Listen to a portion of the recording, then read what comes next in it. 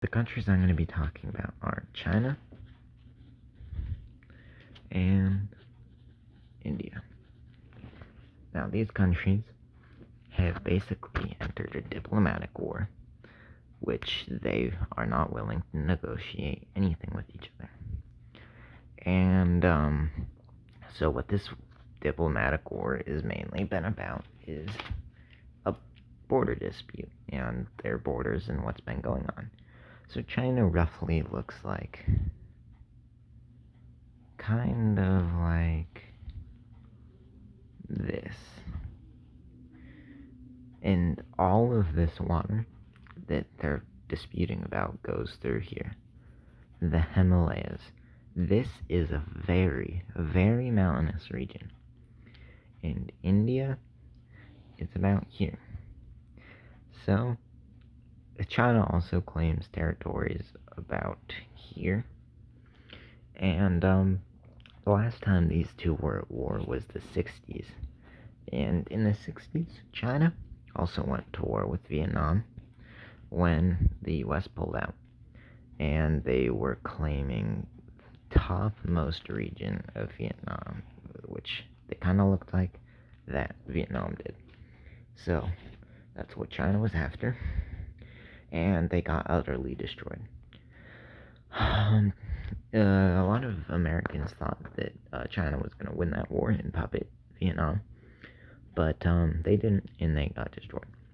The 60s was also the last time China was in a war.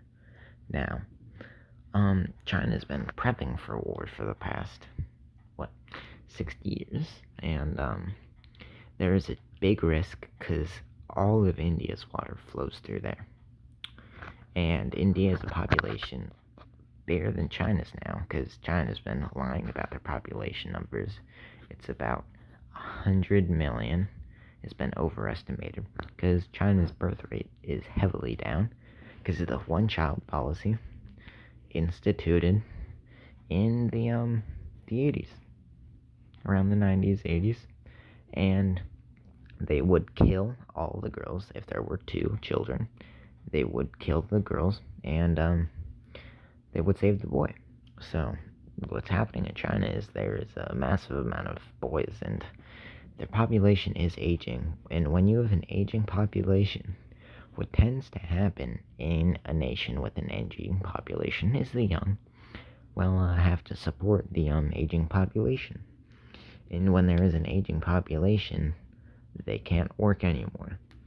So China's been booming in their economy, and that's just because of development. And development stops when most of your population can't work. And this will be happening in a couple decades. China will see a giant economic collapse without a proper population to work. And what's about to happen is that since China's birth rate is at a whopping 1.69, they say it's at a 1.8. It's probably even lower than this. But the birth rate that you need to be sustained is 2.1. 2.1. That's every two people have that many children. That's the sustainable population. Because, that statistic also gets dropped down by people that don't have children, so it has to be 2.1, and you're seeing no increase or no decrease. Statistics are weird. Now, a 1.69 population has been happening for a while. And a one-child population means your population is being cut in half. So, that is unsustainable by many regards. And India has been seeing a booming population with a birth rate higher than 2, probably around 4. We don't know the exact number because it's India. They're way underdeveloped. So what we're gonna see is a giant war over water and a border dispute. India might be the one to declare war on China. Most likely, because they have to have water. All of their water goes through China, and China's been damming that up China's been having a lot of floods because of this also in their Xinjiang territory. That's also where they have Uyghur camps where they re-educate them supposedly, but it's more like enslavement camps. So these camps, it's basically right here. Right around here is where all the floods have been happening, because that's where all the water flows through. So what's been happening is no water's going to India. Less and less water has been going there. So India has been basically, they can't do anything about this because China's not their country, so they might have to declare war. And that would bring the US in. And the US is part of NATO. NATO consists of 30 countries, and this includes all of Europe practically, except Switzerland and Ireland.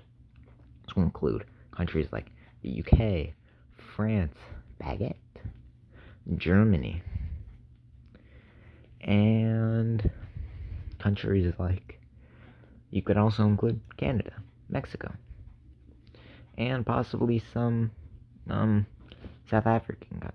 South American countries. And Mexico, definitely, because if we go to North China and they bomb our borders, it's gonna affect Mexico. So we're gonna have Mexico. African countries such as Egypt, Israel. Basically, many countries will be drawn into this war. And you might see countries like Russia, if they acclaim to their ties with China. And since they want their old Soviet territory back, they might intervene in this war to get the countries. Poland will also be in this war. They want Poland. They want Kazakhstan. They want Ukraine. They want all these countries because they were old Soviet territories. So this war will cause a lot of chaos, and there's a good chance of a war like this within a decade. And that's basically it.